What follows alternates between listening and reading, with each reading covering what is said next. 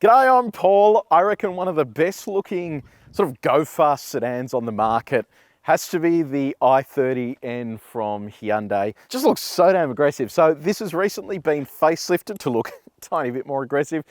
This competes with things like the Subaru WRX, sort of the Kia Cerato GT, it's that type of bent. There aren't too many sedan performance cars out there. Plenty of hatches, but not many sedans. This is priced at $52,000. It's recently had a bit of a price hike, but has had some more features added to it as part of that facelift. So today we're going to do a detailed review of this car. So if you do want to skip ahead to other parts of this review, you can use the time codes that are on the screen, or if you're on YouTube, you can scroll down and use the chapters below. And if you haven't done so already, subscribe to the channel and press the bell icon so you can find out every single time we review a light blue coloured car. Now let's talk about design. Your optional colours, a little under 600 bucks. The design, let me know what you reckon about the design in the comments section below. I think it is a bit polarizing, but every single time I see one of these on the road, my head turns because it is such a futuristic, cool looking car. I'm still not entirely sold on this baby blue color. I don't think it'll date all that well, but you can get this in a number of other colors that really sort of make it pop. Down the front here, you've got that shaved Hyundai logo. It's similar to the design Kia's gone for with that sort of very flat matte colored finish to it. Speaking of matte colored finishes, you can actually see down the front here, they've gone to town on matte colors here and on the bottom section as well, with a red highlight down there too. So really makes the car pop and stand out nicely. Full LED headlights up the front here. And then if you whip around to the side with me, love these alloy wheels. So forged 19s, matte black finish to them. They look fantastic. The brakes have been improved as part of this facelift, so we'll see what it's like when we go for a couple of laps of the track here. And it's also sitting on Michelin Pilot Sport 4S tyres, so decent tread there. Given its front wheel drive, it also needs to have a lot of traction. So 245mm wide tyres on the front should mean that it hooks up nicely with its electronically controlled LSD as well. You've got a piano black finish there on the wing mirrors. You can get a sunroof as an option as well. Blue Link is now installed too. I'll run you through what that means once we hop inside. That black matte coloured finish continues down the side of the car there with the red highlights there as well, with an N badge too. A little bit of aero on the back here. Then come around to the back with me. Around the back here, have a look at this. Giant boot lid spoiler there. You've got partial LED tail lights, so some of that segment is actually halogen. N badge over here, i30 badge over here. That same matte coloured Hyundai logo here. Two massive Canon exhausts.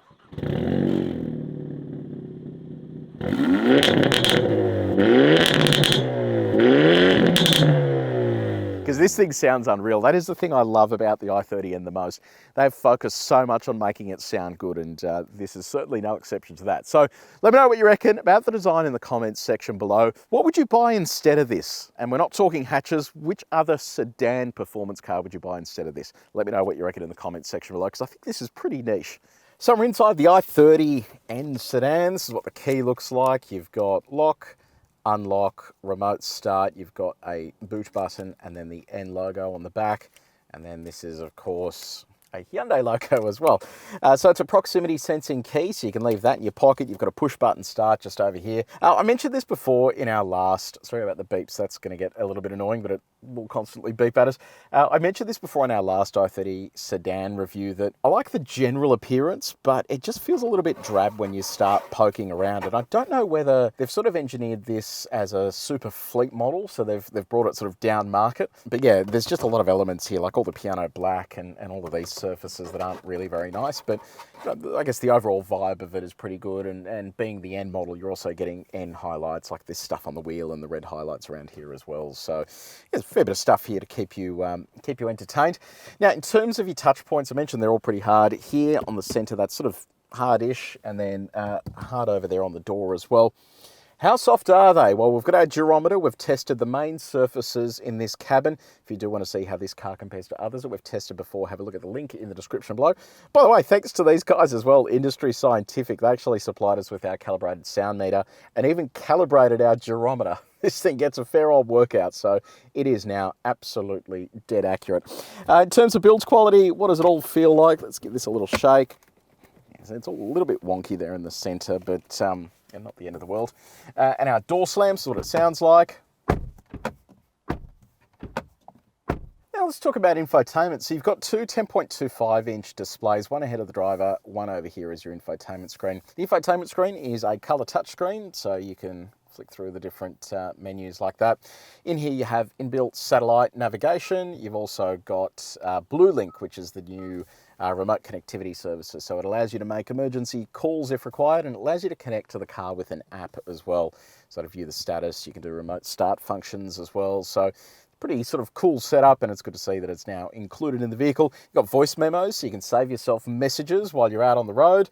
In addition to that, you also have AM, FM, and DAB digital radio. It's through an 8-speaker Bose branded sound system, which is pretty decent. Now, you also have a quiet mode, so if you do have kids in the car, you can actually sort of switch that on, and it will just play music at the front of the vehicle, so it means that kids can have a kip in the back seat. In terms of smartphone mirroring, you have both Apple CarPlay and Android Auto.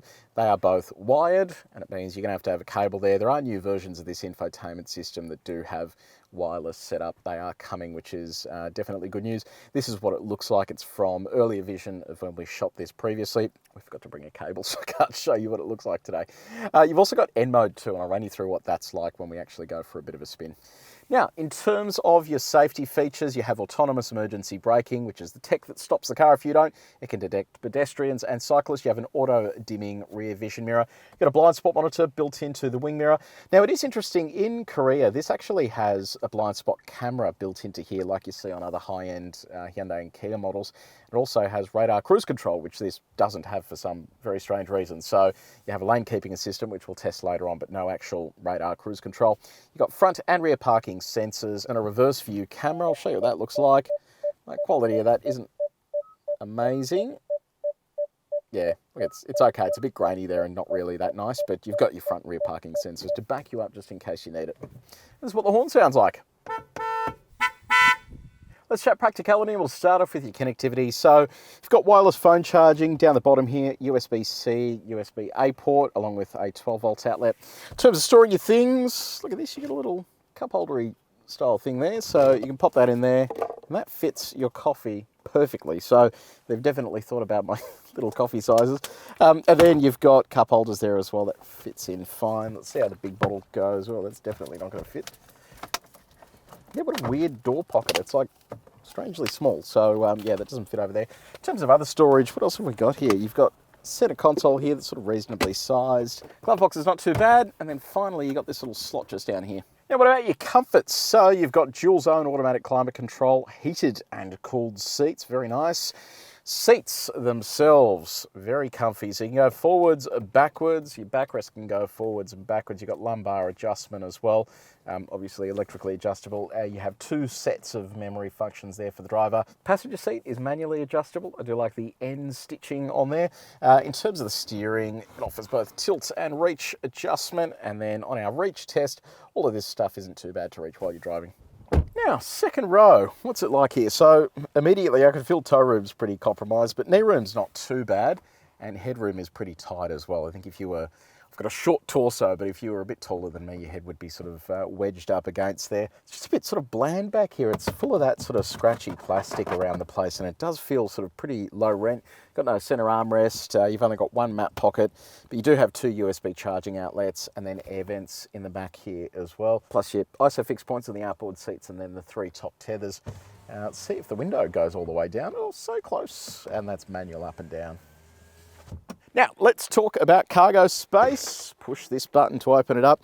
So you've got 464 litres worth of cargo space available. Being a sedan, you have sort of a bit of a compromised lip to get stuff in. You have to step it up a little bit higher, but the space in there is pretty decent. And if you look a little further afield, you can actually see that stability bar at the back there. So that adds a bit of rigidity to the rear. So pretty cool setup. Now, what does it look like with our bags in there? So there's that one in, and this one as well. So a fair bit of space in there. And then what I'll do, I'll show you what is under the cargo floor as well. So beneath here, you've got a space saver spare tyre. You do have releases here for the seats too, but kind of pointless given you've got that bar in the way. All right, so we've just hit the road in the i30 N sedan. First thing we need to do is our safety dance, which is switching off all the annoying beeps that infiltrate Hyundai and Kia vehicles. As you can see there, it thinks the speed limit here is 20 kilometers an hour, and now it's just beeping at me.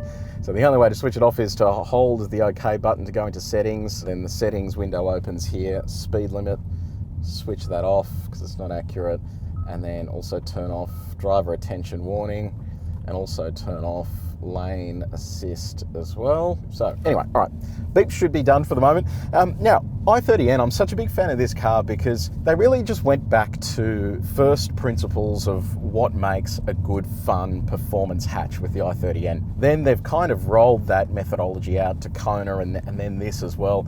And it all still stays true. It is a lot of power, front wheel drive, a lot of noise out of the exhaust as well. And the fact that they've been able to keep these things as noisy as they have, despite what's going on with the rest of the world and the rest of the competitors as well that have all become quite quiet, I think is a really cool thing. And it's also still available in a manual too. You can get a 6-speed manual or this 8-speed auto that I'll run you through in a sec. So they are the fundamentals, and I think they do those really well. What is powering this? So under the bonnet is a 2-litre turbocharged 4-cylinder petrol engine, 206 kilowatts of power, almost 400 newton meters of torque, and it's all mated to a dual clutch 8-speed auto. This is unlike the other dual clutches that Hyundai uses, and I say that because some of the dual clutches that Hyundai uses are genuinely not very good. This one, on the other hand, is great. It's very responsive. Doesn't have to dive through gears. It can lean on the engine's really strong torque band so that it will just hold gears and just propel forward nice and quickly. There's a really nicely tuned gearbox, and I think they've done a fantastic job with it. The other cool thing as well that they've really thought about is the front diff. So it's electrically managed limited slip differential. So basically you are getting traction all the time. It's not in a situation like you had in the early days of hot hatches where when they got a bit of power, a bit of turbocharging, you'd spin up an inside wheel and then traction control was left to manage the rest. This is actually a proper limited slip differential that is electronically controlled, and it's going to mean that when you do get on the throttle out of a tighter corner, it isn't just going to arc up that inside wheel, it is just managing it very well. Also means that you're going to limit the amount of torque steer that you have as well, because it isn't finding torque moments when it's falling into holes. So they're all big bonuses of that type of setup. It is more expensive, adds a bit of weight, but in a performance application it's really good. Also love the fact that you've got all of this gear over here under N mode as well. So if you are going to do track driving and that sort of stuff, you've got all of the fun things to play with, and I'll run you through launch control later on when we look at performance driving. Now let's talk fuel economy. So this is actually a pretty efficient car when push comes to shove. So that means we're currently averaging 9.3 in the long term. So when you think about it, it's not a massive engine, and if you're not driving like a hooligan the entire time, it isn't actually going to consume that much fuel. And I'm pretty impressed with that figure there for a vehicle like this that is actually quite sporty and purposeful in its task. But one of the biggest downsides of all of the end products is, I guess, the road noise and the sacrifice you make when it comes to ride. Look, this isn't too bad. It's not like the Kona, which is really quite firm in end trim. This is firm, but not over the top. You've got adjustable damping as well. So when it is in the comfort setting, it is, comfortable. When you do wind it up to the sportier settings, it does get firmer, and there is a fair bit of tyre noise that comes into the cabin. We did test the tyre noise with our calibrated sound meter. Thanks to the guys at Industry Scientific for organising that for us. It is a really good tool for us to benchmark the rest of the cars. If you do want to see how this car compares to others that we've tested before, we'll look at the link in the description below. In terms of the changes they did actually make to this update, they've strengthened the body structure. They've also reinforced the engine mount membrane, which is meant to reduce noise, vibration and harshness, and they've also adjusted the motor-driven steering. So this feels quite direct. Apparently it's now more direct, but it feels pretty good to me to begin with. I didn't think it needed all that much updating. Okay, let's jack the speed up to 130. We're in comfort mode. I'm keen to see what it's like on our sine waves. We test all the cars here at 130, which gives us a good indication of body control when you're on a consecutive set of waves, such as in the country. Fantastic, that is really good. So Hyundai actually suspended its local ride and handling tuning program, but it's my understanding that this car actually had some work done to it in Australia. It feels sort of fairly good here behind the wheel. Now, bumpy road time, we're back in the comfort setting. We'll do this at 90 k's an hour. It gives us an idea of what this is like across a dodgy stretch of country road. You know what, despite the suspension firmness, it's actually nicely damped. Like it's not really harsh inside the cabin here. And it means that even on this high frequency sine wave here, it has a lot of control over its suspension movements. So yeah, it is firm, but it's definitely not over the top. Okay, let's go for a bit of a spin. I've got my custom N mode set up, so I'm going to press this. That's all active now. All right, let's see what this feels like around our track. We test all the cars back to back around here in the same way, so let's see how this works. A little bit of understeer there, but the tyres are still warming up. See what it's like on this faster back section.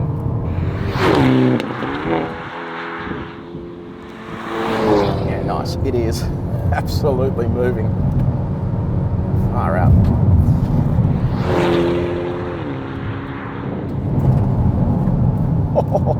Brakes are fantastic as well. I've always liked that about these N cars. There's plenty of brake pedal feel, and the brakes always feel like they're there even for track work. Oh, the crackles and the pops coming out of the exhaust are fantastic.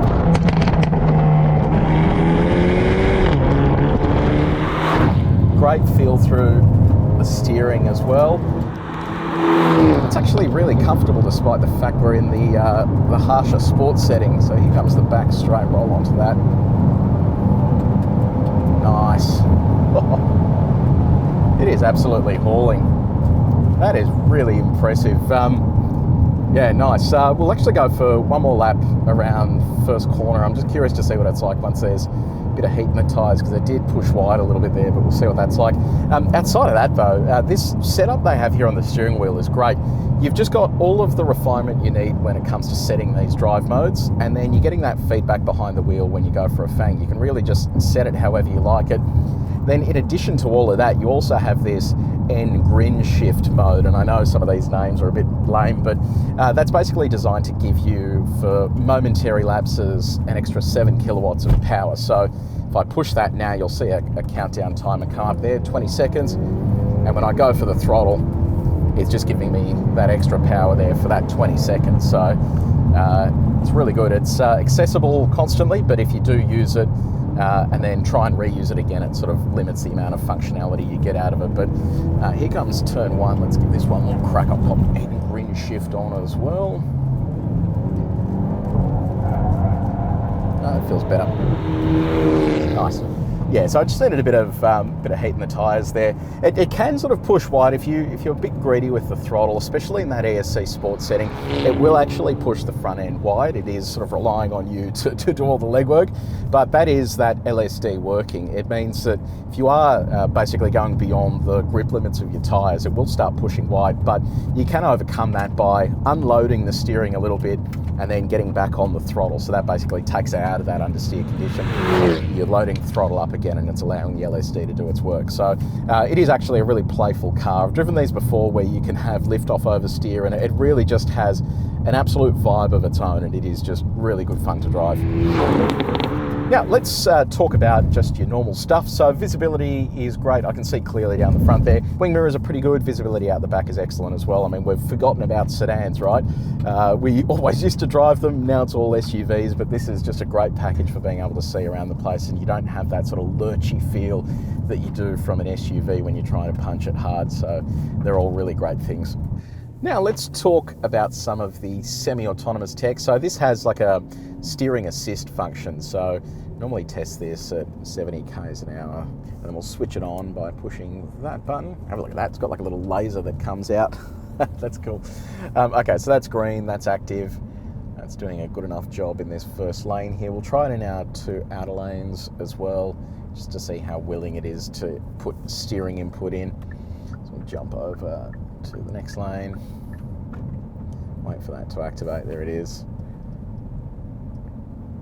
Yeah, nice. That's doing a good job. Staying centered there. All right. Final test is the hard one. See how willing it is to hold this top lane. All right, that's active. I'll let go of the steering wheel.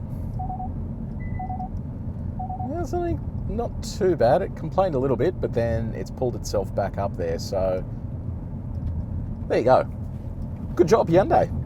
Okay, time to do some performance testing. Just wanted to tell you about our website, carexpert.com.au. We've got stacks of other reviews, we've got heaps of comparisons, even a tool that helps you pick the car that you need to pick for your next new car. Some people don't know what they want to buy. So just head to carexpert.com.au or Google Help Me Car Expert and it will run you through exactly how it all works. You can even get connected with a dealer that can help you get a good deal on a new car.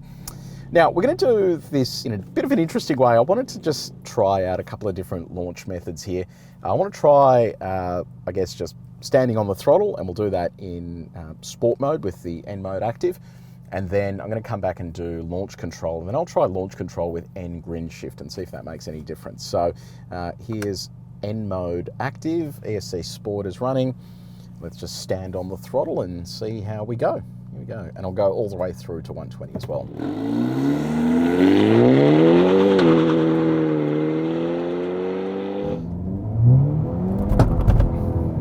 Bit of axle tramp there. All right. All right, there's 120. Pull over and see what that's like. Okay, so 0 to 100, 6.19 seconds, and then 80 to 120, 3.58 seconds. So both really good numbers there. Let's go back now and I reckon we try sport mode again, except with N grin shift. We'll see what kind of difference that makes. Okay, so lining up again, sport mode is active. I'm gonna hit N grin shift and I'm gonna stand on the throttle. So there it is there, here we go.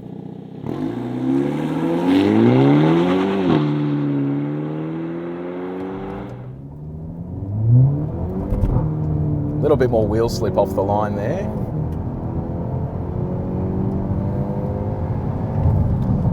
That's that done.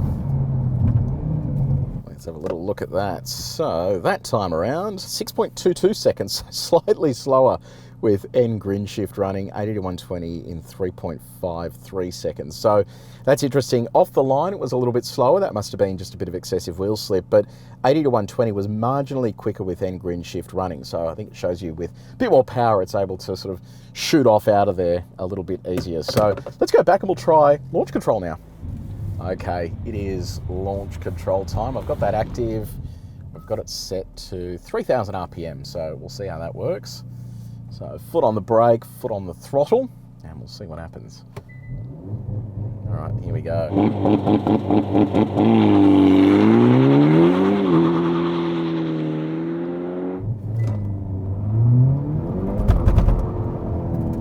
Bit of wheel slip off the line there. 120. It's so 0 to 100, 5.93 seconds. So that's been the fastest so far. 80 to 120, 3.49. So that is slightly quicker as well. So that's good. All right, let's head back and try launch control now with stability control off. Let's see how much of a difference that makes. I love the black marks it's left on the road. That's cool. All right, here we go. Okay.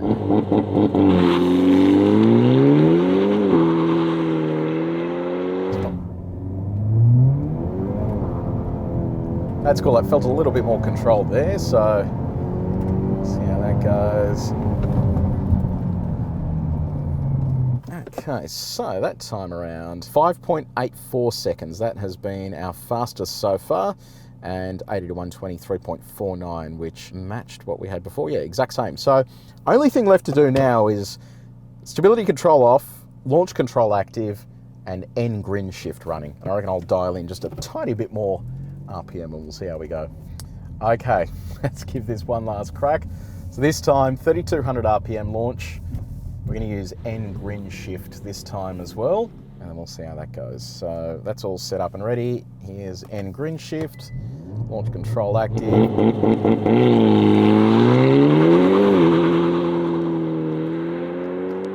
Off the brake. Nice. A little bit of wheel slip there, but that felt good. And there's 120. All right. That felt really strong just then. So 0 to 100, 5.86. So it was slightly slower with N grin shift running and launch control. So seems the fastest way to do it is launch control, stability control off, 3,000 RPM, no N grin shift. So there you go. That was a fun little exercise. So let's head back and we will do a break now from 100 k's an hour. Okay, let's see what the stopping performance is like from 100-ish kilometers an hour. Here we go. Okay. Nice and strong. So we're talking about 100 to 0, 2.73 seconds and 37.86 meters. So pretty decent sort of stopping distance there. If you do want to see how this compares to other cars that we've tested before, have a look at the link in the description below. And also, if you want to know why it doesn't really matter how far above 100 k's an hour we brake from, have a look at the link in that video just there. Now, how quickly does it go in reverse? Let's have a little look. Here we go. Holy moly, 60 k's an hour is pretty impressive. So i30N sedan, look, this car has given me hope that people may still buy sedans one day because it is fun in a straight line, it is supremely fun through corners, and then driving in and around the city, it's pretty sedate and livable as well as an everyday car. So I'm a big fan of this. Let me know what you reckon about the price. So a little over 50 grand. The interior looks okay, but it is a little bit cheap in parts. Is that going to be an issue for you? Are you just going to offset it with all the bangs and cracks? Let me know in the comments section below. Have you bought one of these? What's it like? Will you be upgrading with the facelift? I'm keen for your feedback. If you did enjoy this video, please make sure you like it and you share it with your mates. And if you haven't done so already, subscribe to our channel and press the bell icon as well so you can find out every single time we publish one of these. But until next time, take it easy.